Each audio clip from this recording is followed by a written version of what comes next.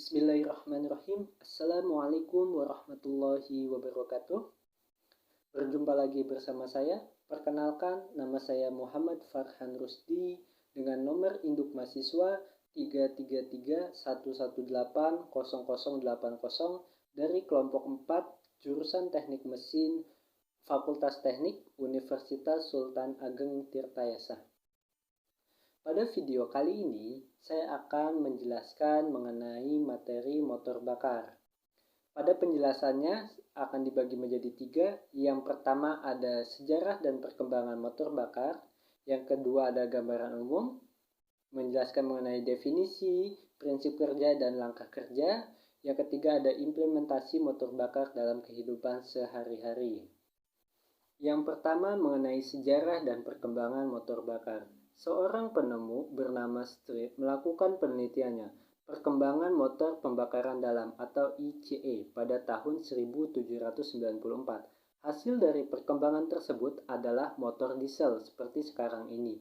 Selanjutnya dikembangkan oleh seorang insinyur muda berkewarganegaraan Prancis yang bernama Sadi Carnot pada tahun 1824. Idenya dijadikan dasar dalam perkembangan motor diesel. Dia menyatakan bahwa udara murni yang dimanfaatkan tersebut dengan perbandingan 15:1 akan menghasilkan udara yang panas untuk menyalakan kayu kering. Udara yang digunakan untuk pembakaran motor hendaknya dikompresikan dengan perbandingan yang besar sebelum dinyalakan. Dia juga menyatakan bahwa dinding silinder hendaknya didinginkan karena panas dari dan pembakaran akan mempengaruhi kinerja motor. Pada tahun 1876, Dr. Nicholas Otto membuat konstruksi motor pembakaran dalam 4 langkah yang menggunakan bahan bakar bensin, menggunakan penyalaan api.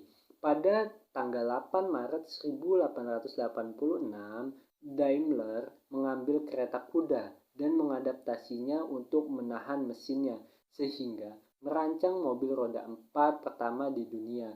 Daimler dianggap sebagai penemu pertama yang menemukan mesin pembakaran internal yang praktis.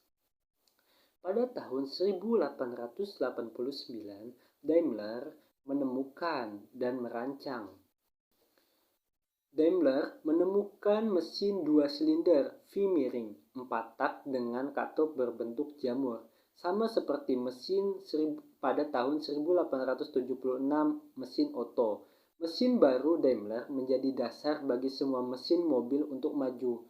Juga pada tahun 1889, Daimler dan Maybach membangun mobil pertama mereka dari bawah ke atas. Mereka tidak mengadaptasi kendaraan tujuan lainnya karena mereka selalu dilakukan sebelumnya. Mobil Daimler baru memiliki transmisi 4 kecepatan dan memperoleh kecepatan 10 mph.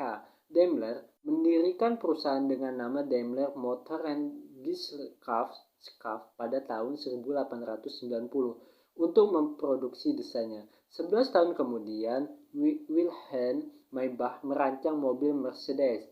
Pada tahun 1892, seorang insinyur muda berkewarganegaraan Jerman bernama Dr. Rudolf Diesel berhasil membuat motor penyalaan kompresi menggunakan bahan bakar serbuk batu bara, menggunakan prinsip penyalaan bahan bakar dan udara. Dengan perkembangan sistem pompa injeksi, bahan bakar yang benar-benar dapat disebut mini oleh seorang penemu yang berkewarganegaraan Jerman bernama Robert Bosch pada tahun 1927, membebaskan motor diesel dari masalah memakan tempat. Sistem injeksi pompa Robert Bosch yang ukurannya mini dan karburator beratnya ringan dan governor yang menyatu atau built-in sehingga tidak ada lagi sistem pengabutan udara yang banyak makan tempat untuk kompresor, pipa-pipa, dan pengontrol klep.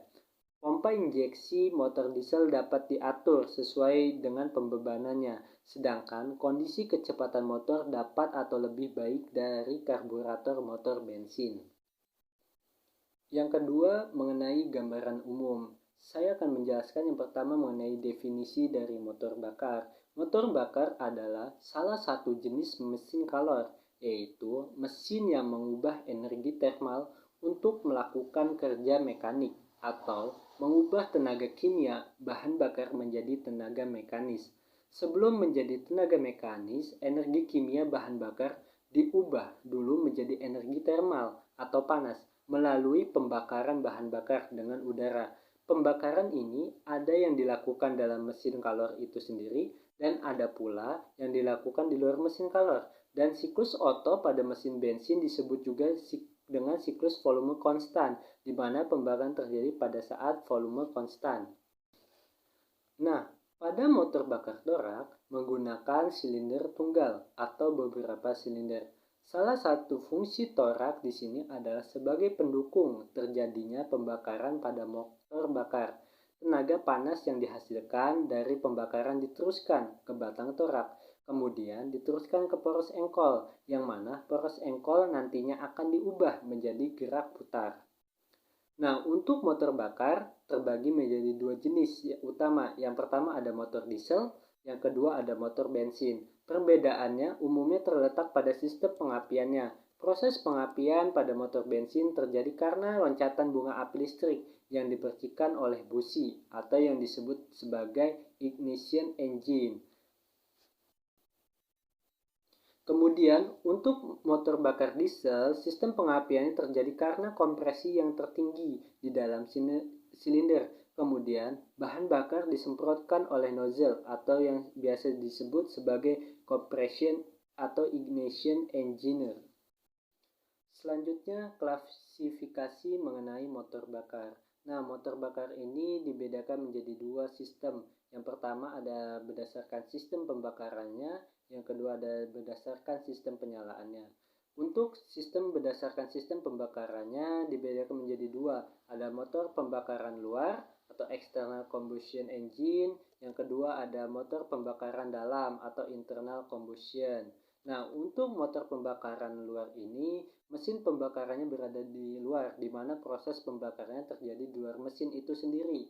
Panas dari bahan bakar itu tidak diubah menjadi tenaga gerak tetapi melebihi dahulu media perantara atau melewati media perantara, kemudian diubah menjadi tenaga mekanik. Nah, secara umum mesin uap dan turbin memiliki karakter yang hanya dapat dipergunakan sebagai penggerak mula ukuran besar, misalnya lokomotif, kapal, dan power plant, dan tidak baik apabila digunakan sebagai penggerak generator serbaguna.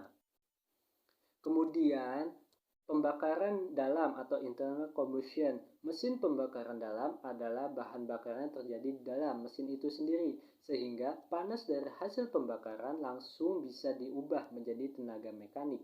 Konstruksi dan perencanaan mesin menjadi lebih kecil dan sederhana, seperti mesin diesel yang dapat beroperasi dalam keadaan suhu tinggi dengan siklus berulang-ulang, dan pemanfaatan motor bakar ini telah menyebar luas karena memiliki tenaga yang kuat dan handal. Di samping itu, pemakaian bahan bakar menjadi lebih irit dan efisien. Nah, yang kedua berdasarkan sistem penyalaannya. Yang pertama ada motor bensin, yang kedua ada motor diesel. Nah, untuk motor bensin biasanya dia penyalaannya dengan menggunakan busi, dan kalau motor diesel dia tidak menggunakan busi dalam penyalaannya. Nah, selanjutnya yang kedua mengenai prinsip kerja dan langkah kerja pada motor bakar. Nah, ini dibedakan menjadi dua. Yang pertama ada motor bakar 2 langkah, yang kemudian yang kedua ada motor bakar 4 langkah atau 4 tak. Nah, untuk motor bakar 2 langkah atau 2 tak ini dia menggunakan motor bakar yang mengalami 2 proses atau dalam setiap langkahnya ya. Jadi 1 kali engkol.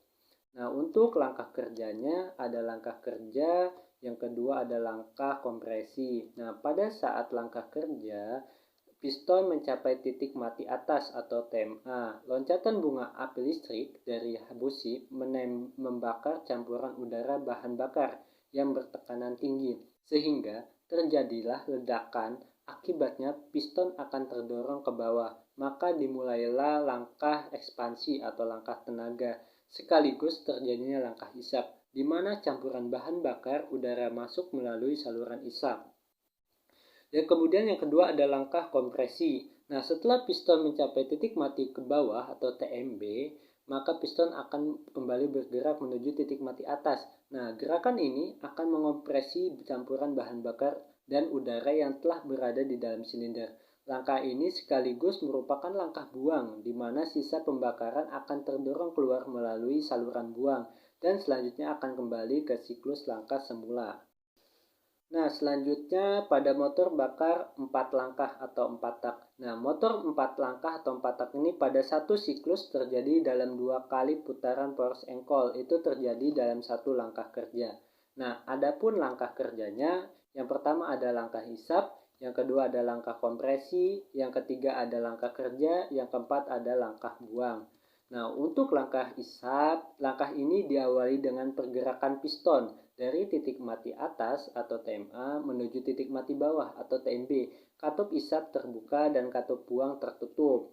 Melalui katup isap, campuran bahan bakar atau bensin, udara masuk ke dalam ruang bakar.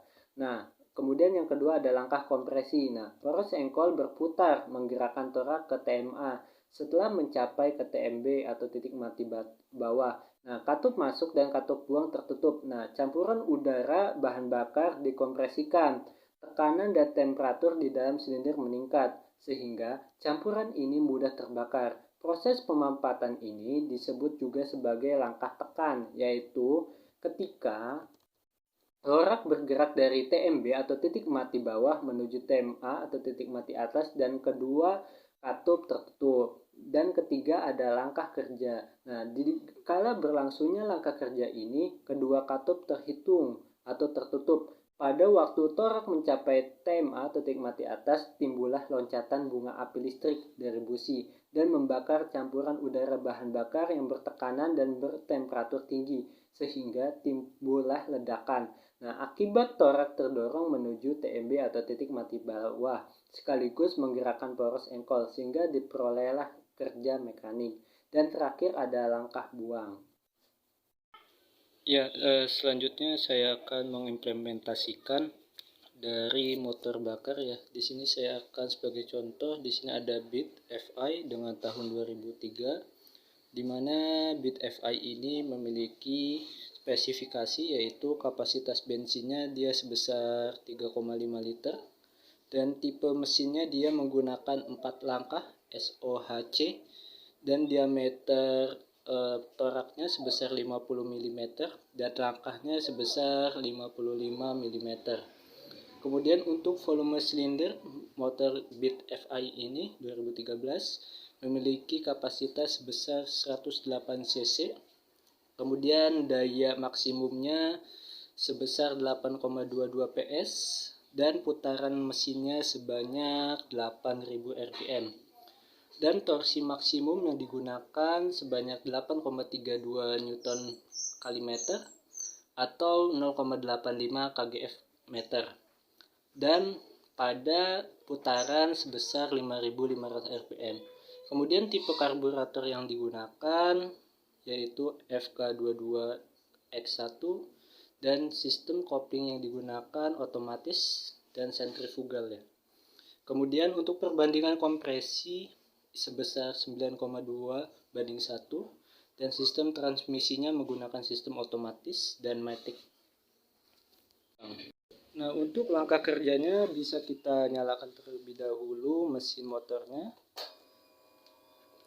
Kita nyalakan terlebih dahulu. Nah, di sini proses langkah kerja sedang terjadi ya pada BIT FI ini ya.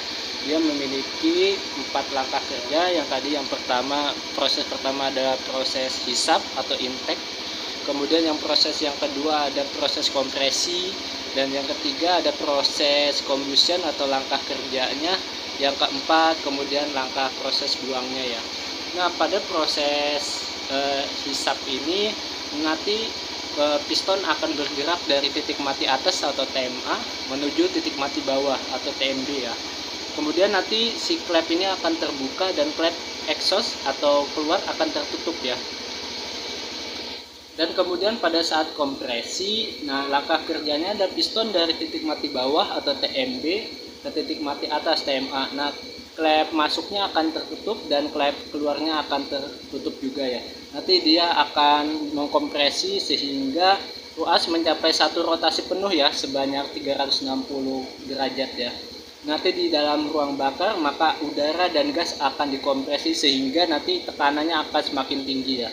Nah, pada saat langkah kerja itu langkah yang ketiga, nah gerakan linear ini diubah menjadi gerak rotasi, nanti piston akan turun maupun naik ya di ruang bakarnya ya, menuju dari titik mati atas ke titik mati bawahnya.